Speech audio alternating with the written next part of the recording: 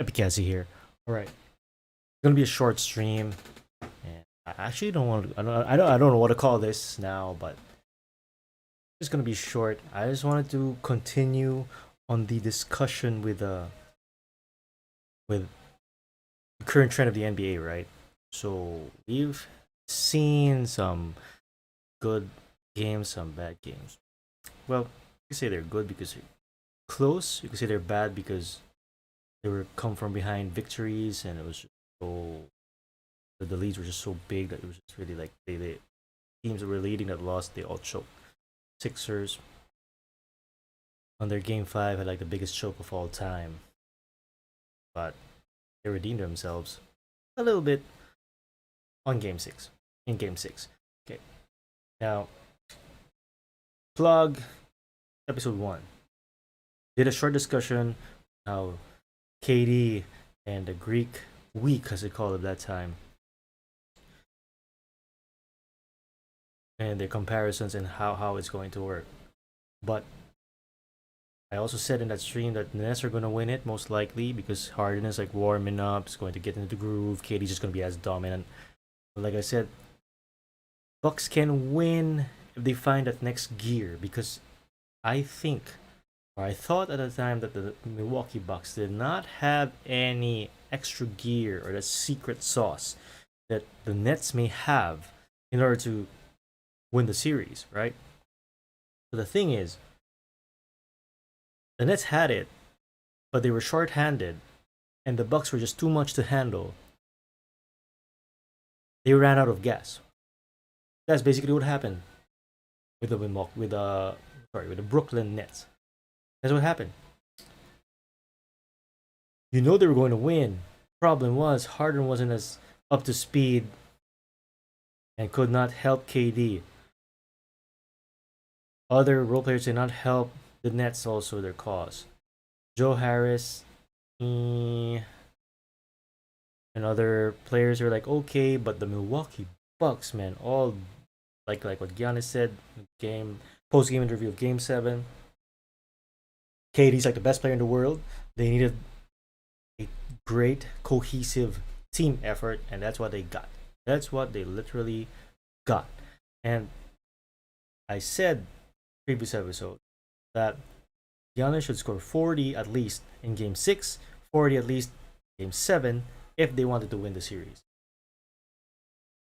Giannis didn't score 40 points in Game 6, but he did score 30 points. So let's try to look back. 6.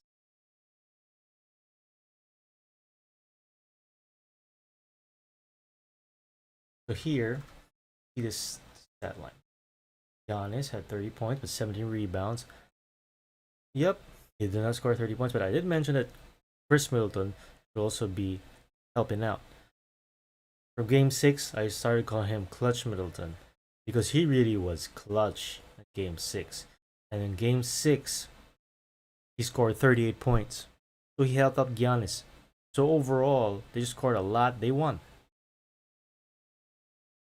Basically it. You could say the breaks of the game also went Milwaukee's way. It did. There were times when the Nets would like catch up, and then the Bucks would just pull away, and that's that. Every run that the Nets had, the Bucks had an answer. So that was really the bad part there.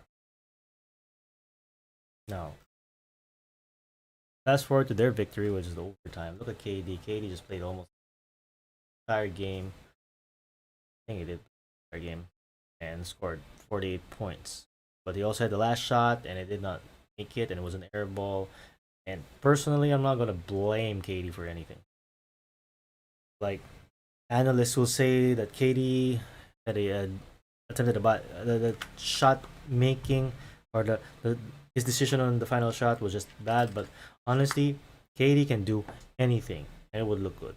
He did that with the Cavs before in the NBA Finals when he was with the Warriors. He did that with so many games that like, why did you do that? But it just switched in, and you're like, it's KD. That's just like Steph Curry. He shoots from anywhere, and you're like, oh well, that's a good shot. even if he shot it from like 50 feet away. So that is really the thing there. And in game 7, look at Joe Harris. You're going to need more than 10 points of Joe Harris. Blake Griffin did all that he could. Bruce Brown did all, but they just play these guys. But look at Uncle Jeff. Uncle Jeff Green. Nada. Shamit none. So supporting cast did not do enough for the Nets. Bucks. Giannis scored 40. Said he needs to score 40. He did. PJ Tucker, as I said, also needed to do some points. At least he should have at least 10. Got 11. Brook Lopez also contributed a lot. The 19 points is a lot. Chris Middleton had a bad first half, decent second half, got to 23 points, and that's enough. Drew Holiday, 13 points. That's all you need from that guy. And Pat Connaughton also just 9 points. That is big.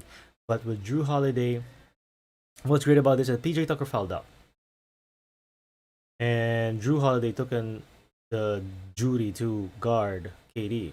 And he did an awesome job. He did an awesome job with the last shot also of the game. That's why KD did that air ball. So aside from that, he's tired. Drew Holiday played perfect defense on KD. He got up all in his personal space without committing a foul. And KD was uncomfortable. But you know, KD got a shot off. But honestly, if you watch that last play of the game, he was just spent. They were just tired. KD wanted a 3. He wanted to go home. He couldn't have another overtime. It's not gonna the second OT, they're done. Because even if KD sinks that, I don't think they have enough energy to just pull through. The Bucks are just gonna destroy them. Second OT. So KD, this is how I think on why KD was trying to do the 3, but he also had that to send the game to overtime. He had that same player, the same mentality on how he's it was virtually the same move. Post up near the top of the key to edge, spin, try to fade away. He knows his range. That's why he's stepping on the 3-pointer, because that is his fadeaway range for that. That's the farthest fadeaway range probably that he's thinking that he knows it's going to be very accurate. It's virtually the same thing that happened. But Drew Holiday did a great job pestering him. He went on that right side where KD loves to go, at least for that last 2 plays. That's all she wrote. Big time contributions from the supporting cast of the Milwaukee Bucks. Good job on that. Like I said, Giannis has scored 40. He did. And it's not because well, he needs to score 40 because it's the Brooklyn Nets. And they're going to be fighting Sixers or the Hawks. Oh, the Sixers or the Hawks, I really don't know. My gut is rooting for the Hawks. But I think the Sixers are going to pull through.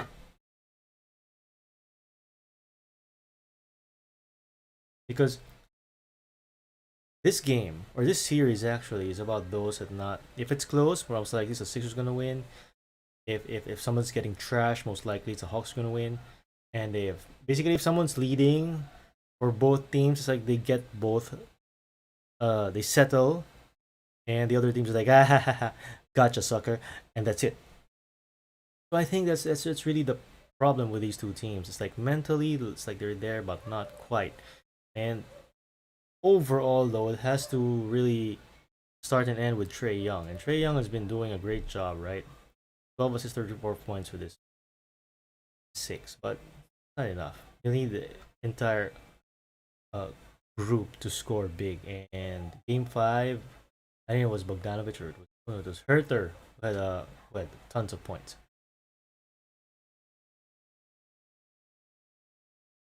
Sixers won because it was a close game. And Tobias Harris had that redemption arc. He sucked in game 5. He was there in game 6. Farmax has his thing. Joel Embiid, Well, it's 22 points. That's measly 22 points for him. And Seth Curry still is like carrying a lot of that load, offensive load. And Ben Simmons, man, what the hell is this? Draymond Green numbers, I tell you. Ben Simmons is like a better version of Draymond Green. This stat line. And look, 25 minutes. Okay. They need a point guard, so they play George Hill. Oh, they have also Tyrese Maxey. Scored a lot. Helped a lot also. Tyrese Maxey, I don't know who he is. Watching a lot of games. That is big time contribution. Ben Simmons make that.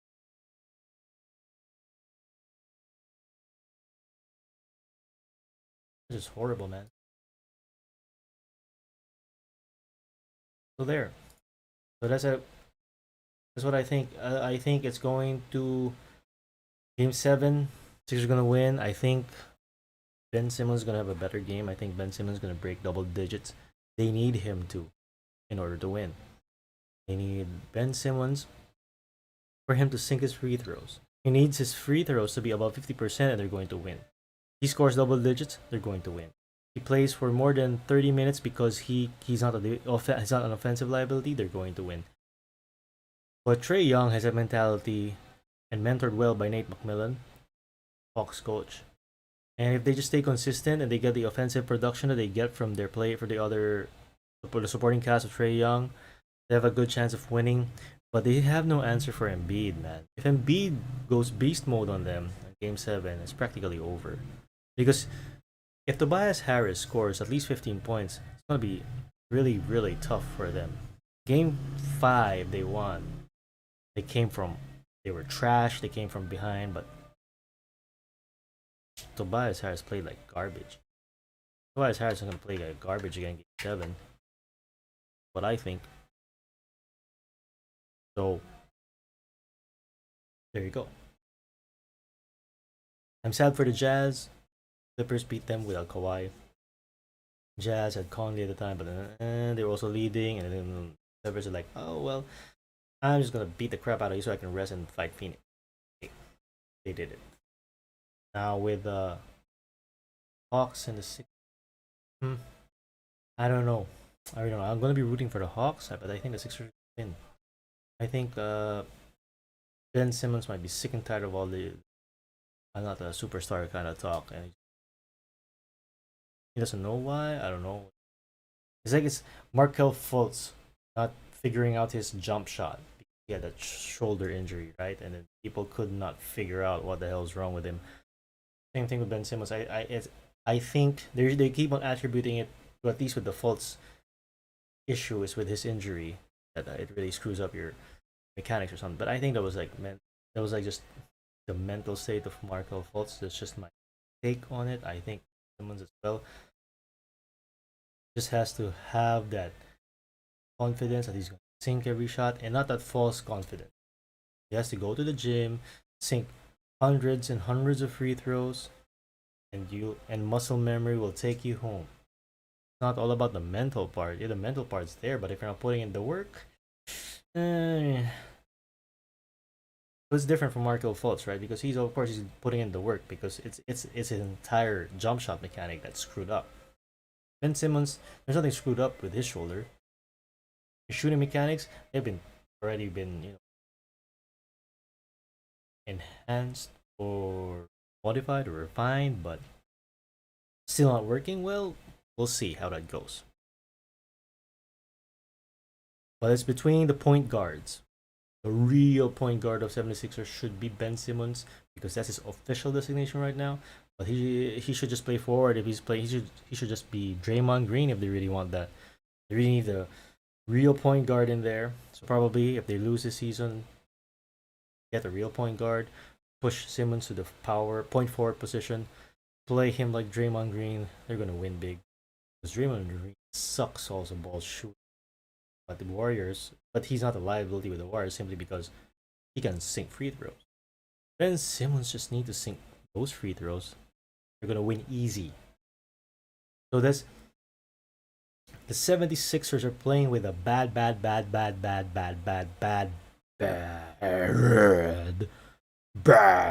Ben Simmons. And they're still winning, and they're still here in a game 7. Your chance to take the series again. And the Hawks are playing full force.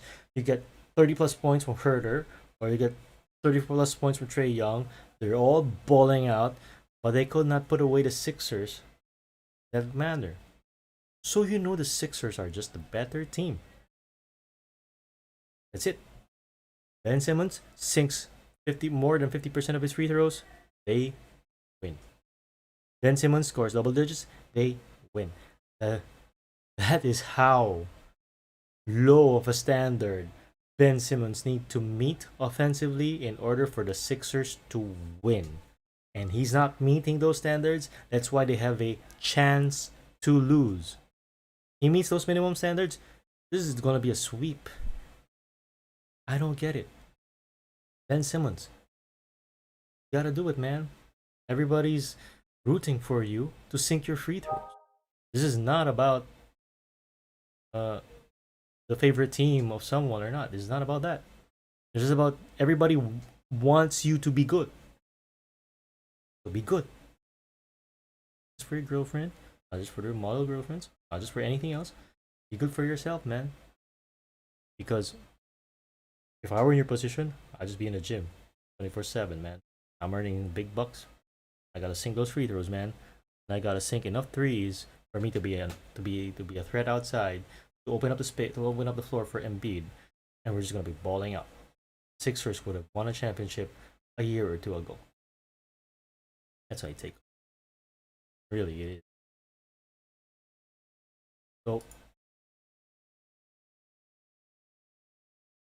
that's just enough sports talk. And if I'm just going to like see here, here's just a play. I'm just gonna be drawing. Free throw line. Pointer. Simmons basically lives. And it's fine. But he needs to be a threat here. Here. And here. And it's gonna be just easy and it. Because Embiid lives here. And he should be doing this one too. And then you can have Embiid here also. So it's just really like that bad. If you could not, if Embiid produces and you are not, you're just clogging up the lanes, right? So it's not really gonna work. It's the same thing for Giannis. Giannis has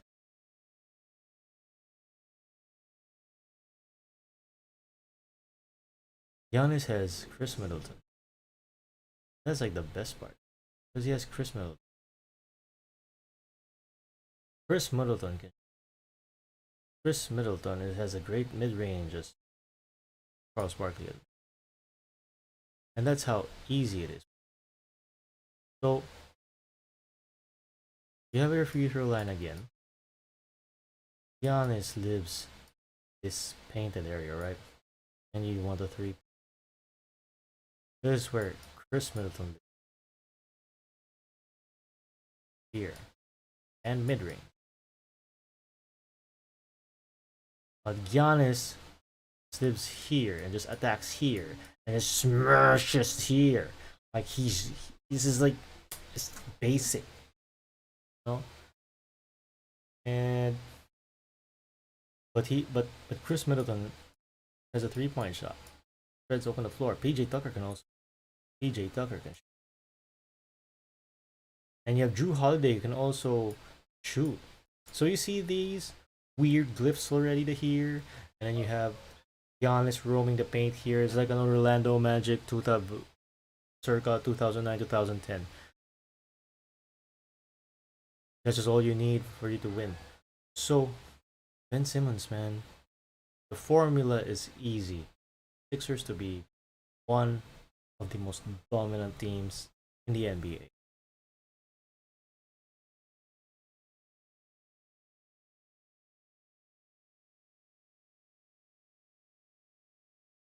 So that's enough NBA talk. And thank you for taking the time to listen to this quick PLOG. And also as an update, I know I'm learning through all of this stuff, figuring out what to do, but I think I've already like figured out most of the things that I want. So I'll be doing it live because I just like it, spontaneous and stuff. But this live also is just not about gaming. This is also about vlogs. What I would like to call vlogs, but basically podcast vlogs. Why do I say that? It's because I want to do it like it's a radio show, right? But of course, this is going to be more organized. You have gaming, games are games. Right now, one our plug. Some game and sport.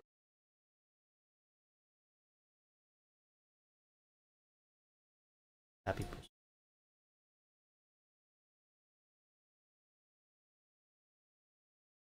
So there. I hope to be bringing better content, more compressed content.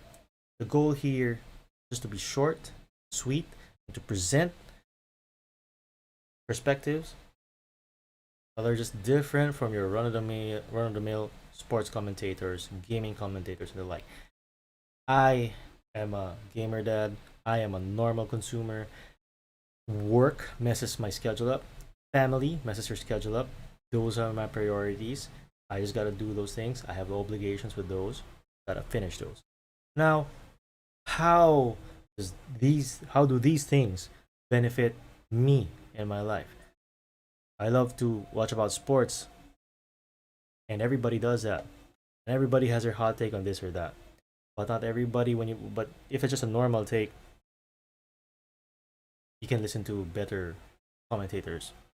I'm here trying to provide you a fresh or different perspective, short and sweet, that you'll be thinking, yeah, I was thinking that too. Something like that. Sometimes we all have that thought, and we just want to articulate that, and this is the purpose of what I want to present and what I want to touch upon with future blogs and with future streams.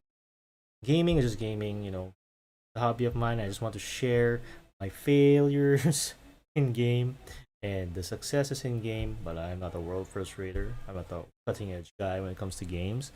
But you'll be seeing someone who's trying their best to be good at something when there's really nothing in it for them. This is just a short passion project that I'm produce content with and willing to improve on. And I'm thinking of more of these, and I've been researching. It takes a lot of time, and I've never been happier researching this stuff out, man. Like I just checked some videos and saw this VDZ border frames. Kind of weird, right? Like, ooh, it's like purple and blue lines, animated lines on the screen. Not showing my face. I have to like show something else to show for it. I have to make it like really visually presentable. But then we'll be getting there. So more sports takes, more other discussions, short and sweet, very practical. That's what I want to do.